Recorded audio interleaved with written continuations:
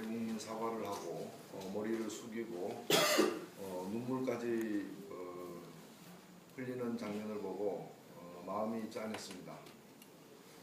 그러나 그 구체적 내용을 들어보면 대통령 대국민 담화라기보다는 특별검사의 공소장 낭독과 같았다라고 말할 수밖에 없습니다. 모든 잘못은 해경, 해수부, 관피아, 유병헌, 선장이 저지른 걸로 되어 있습니다. 선장에 대해서는 적용 법조문까지도 지목을 했습니다. 결국에는 잘못은 국가가 했고 그래서 국가를 개조하겠다라는 것입니다. 문제는 그 국가에 국가 통수권자인 대통령은 빠져 있습니다. 대통령은 뭘 잘못했고 대통령은 무엇을 바꾸려고 하는지 국민에게 전혀 말하지 않고 있습니다.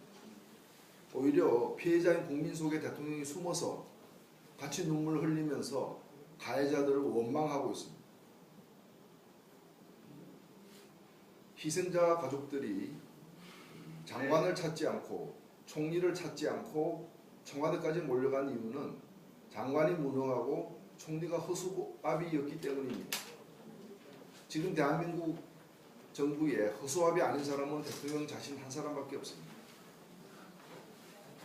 낡은 허수아비를 새로운 허수아비로 갈아치운다고 해서 달라질 건 아무것도 없습니다. 대통령 자신이 달라져야 합니다. 대통령의 통치 방식이 달라져야 합니다. 대통령의 통치 방식이 어떻게 변할 것인가를 얘기하지 않는 한 국가는 개조되지 않습니다. 이제 사과는 더 이상 말로 할 것이 아닙니다. 대통령 스스로 변화하고 있다는 것을 보여주길 많은 국민들은 기대하고 있습니다. 한 가지 더 말씀드리겠습니다. 1961년 5월 16일 날 박정희 소장이 쿠데타를 일으키면서 병력을 동원해서 제일 먼저 불법 점령한 곳은 당시 남산에 있던 KBS였습니다. 거기서 장갑차까지 동원해서 총칼을 앞세워서 이른바 혁명 공약을 강제로 방송하게 만들었습니다. 반세기가 더 지난 지금 총칼 대신 청와대의 전화 한 통화로 KBS를 점령하고 방송을 요리하고 있습니다. KBS 직원들에 의해서 확인된 사실들입니다. 이 정부가 출범하기 직전 인수위 시절의 대통령은 방송을 장악할 의도도 없고 법적으로 불가능하다고 했습니다. 지금 드러난 사실은 청와대가 방송을 장악할 의도가 넘쳐났고 또 실행을 했고 그리고 여전히 방송을 장악하는 것은 불법이긴 하나 실제로 장악을 해왔다는 것이 확인되고 있습니다. 대통령은 자신의 말과 달리 청와대에서 저질러진 이 일에 대해서 대국민 사과를 해야 합니다.